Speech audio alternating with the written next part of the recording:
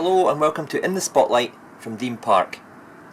In this video I'll be showcasing the Hornby MK3 DVT in Swallow livery.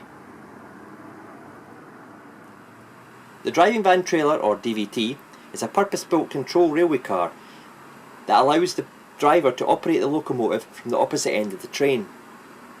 Trains operating with a DVT therefore do not require the locomotive to be turned around at terminus stations. Unlike many other control cars such as the DBSO, DVTs resemble locomotives, specifically the Class 91.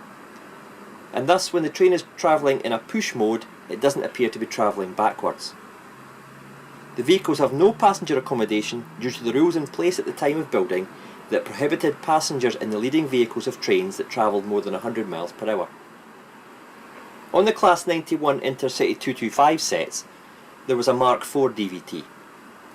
The one in front of you now is a Mark III DVT, and these operate on the West Coast main line. They use RCH cables to carry signals from the locomotive to the DVT, and were also used for coach lighting and the public address system. The Class 86 and 87s, which were used along with these DVTs, had to be retrofitted with the RCH cables. In addition to the driver's cab, some DVTs have luggage and cycle storage and a guard's office. The first design of the DVT was designed to match Mark IID, E, F and Mark IIIA coaches.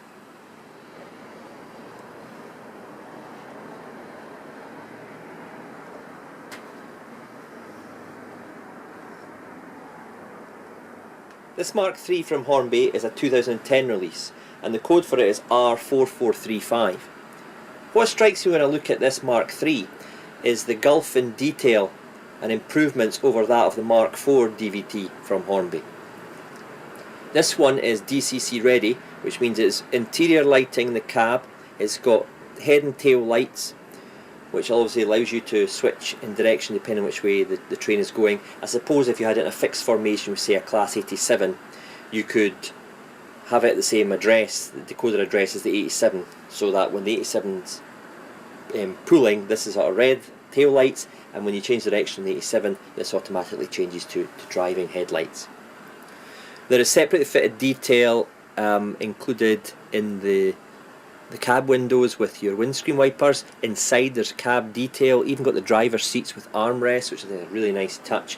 There is rivet detail in between the two, if you can pick that up on camera, in between the two windshields there. If I spin it round slightly to the side, you've got separately fitted handrails on the sprung cab doors.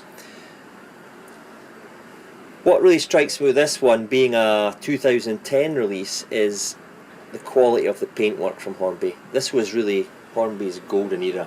You know, they'd moved to China to manufacture. The quality had just gone through the roof. They were manufacturing through the Sandakan factory, which was highly regarded as the best for scale models with the quality they were churning out there. So, you know, these models came to you, didn't have to check them for flaws. I mean, they just were flawless, you know. Sadly, we're not provided with models from the Sandakan factory anymore because it's unfortunately no longer with us, but Hornby have still got a way to go before they reach the quality of models that they had back in 2008 to 2010. The moulding for this loco is very good, very highly detailed, very crisply executed. One small issue, there's the kind of a mould split line on the cab roof there, very small, but you know, minor tweaks to the tooling would have eliminated that. I say the paintwork is flawless, and the running of this loco, which you'll see on the layout shortly, is exceptional as well. So really, you know, they've not released this livery since 2010-ish. People are crying out for it. I have no idea why Hornby didn't re-release this livery last year when they brought out the 87 in Swallow along with the Mark III coaches in Swallow.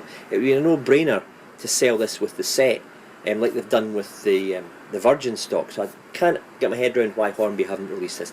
I picked this up as new, second hand, but it was as new, unused.